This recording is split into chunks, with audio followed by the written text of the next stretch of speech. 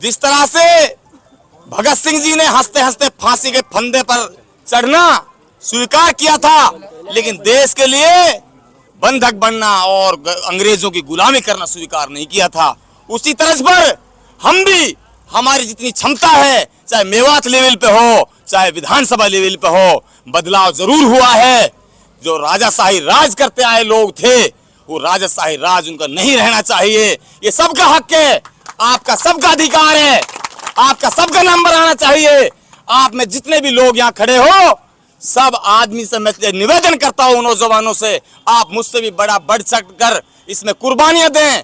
और एक गलती सबसे बड़ी ये होती है, आपके बीच से आपका बंदा जब भी थाने में और तहसील में बंद होता है, तो आप लोगों के लिए आगे बढ़ने के लिए कोई आदेश निर्देश और आगे चलने वाला नहीं मिलता है। इसलिए आप शांति से रहते हो और पुलिस वालों को और अधिकारियों को ये पिले मिल जाती है कि इस नेता के पीछे कोई नहीं है, जैसा बड़ इस नेता से साधा जाए उस तरीके से साध लो। ये मौका आप लोगों को नहीं देना है।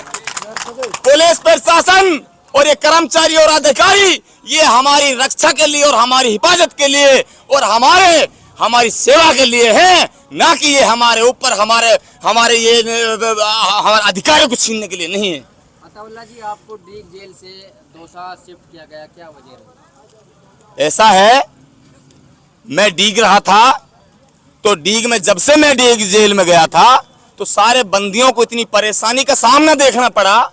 मुझ जैसे मैं गया तो 10 दिन से ज्यादा वहां सरकारी एसटीडी नियम अनुसार 5 मिनट बात करने को मिलती हैं, वो 10 दिन के बाद वो भी बंद कर दी गई थी।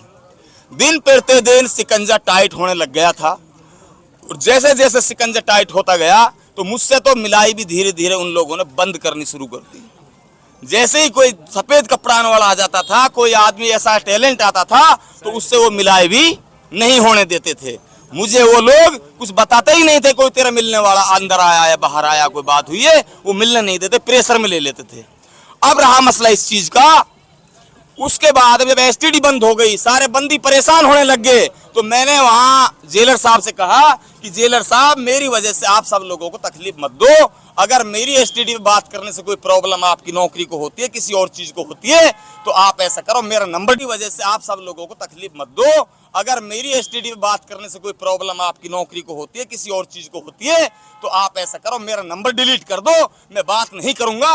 लेकिन मेरे जितने बंदी यहाँ बंद हैं, इनके लिए तकलीफ नहीं होनी चाहिए, इनकी समय समय पर बात होनी चाहिए। फिर मैंने अपने नंबर को डिलीट करवाया और फिर उन लोगों के लिए एसटीडी चालू करवाई, वरना बहाना ले लिया कि साहब एसटीडी पीछे से बंद है। जबकि जिला लेवल की जो जेल थी उसकी भी एसटीडी चालू थी, बाकी और जो राजस्थान के अंदर सारी एसटीडी लगी थी, सारे का एक्सचेंज ये की रहता है, वो सारी चालू थी। स्पेशल मेरी वजह से उस एसटीडी को 1.5 से 2 महीने तक बंद रखा गया था। इस तरह की अफवाहें थी, जलीस जी आपसे मिलने जेल पहुंचे थे, जलीस जी मिलने गया था, मिलाई डे उस दिन नहीं था। मिलाई डे नहीं होने के कारण वहां सूचना पुलिस को चली गई थी, और पुलिस को सूचना जाने पर वहां 2-3 गाड़ियां पुलिस की आ गई थी, भारत न्यूज वाले आ गए थे और एनडीटीवी वाले आ गए थे, कई पत्रकार आ गए थे। जलीस को वहां से वापस आना पड़ा, वो मेरे से मिल नहीं पाया और ना मेरी उससे कोई बात हो पाई। लगातार वायरल रहा चुनाव के दौरान, जिसमें ये देखने को मिल रहा था कि वहाँ के एक आयुक्त प्रहरी हैं जो डीग से रहते थे, आपने जो यहाँ की मौजूदा मंत्री रही थी उनका समर्थन करने को कहा है। ऐसा है, अफवाहें काफी चलती हैं, और डीग से मैंने तुम्हें बता दिया कि एसटीडी भी बंद थी, वहाँ ना कोई जेल में फोन प्रोवाइड था और ना फोन से प्राइवेट वहाँ कोई बात कर सकता है, और ना हमने हाल की जाहिदा को मंत्री को समर्थन किसी से बात की थी। वो जो ऑडियो है, वो कोई जेली ने कैदी ने वहां से बाहर निकल करके, वो एक मेयो कांस्टेबल वहां लगता है, उसके साथ एक बहुत बुरी तरह से एक विश्वासघात किया था। उसकी वीडियो को ऑडियो को एडिट करने पर उसको फंसा करके सस्पेंड करवाया है। और किसी ने, मुल्ला जी है वो, जो भी है, मैं नाम लेना उचित नहीं समझता क्योंकि ये थोड़ी वैसी बात है, उसको उसने धर्म खा करके वो ऑडियो बनाई है, कैसे बनाई, क्या किया क्या नहीं किया है। वो ऑडियो मुझे लगती है कि वो आरिफ भाई साहब हेड साहब की नहीं है, ना आरिफ इस तरीके से बात करता है। चलिए, आपके जो चाहने वाले आपका स्वागत किया है और तमाम क्षेत्रवासी आपको देख रहे हैं, उनसे क्या कहेंगे? मैं यही कहूंगा कि आप लोग बढ़ चढ़ कर, मैं तो ये कहूंगा कि आप बड़े बड़े ख्वाब देखो, बड़े बड़े सपने देखो, बड़ी बड़ी ऊंचाइयों को छूने की हिम्मत रखो, ताकि आप और ऊंचाइयों तक जा सको, आप उन ऊंचाइयों को छू सको। आप बड़े आदमी बन सको, आप शिक्षा और पढ़ाई पर ज्यादा से ज्यादा ध्यान धरो। आप अकेले अताउल्लाह पर ध्यान मत धरो, आप बच्चे बच्चे पर ध्यान धरो।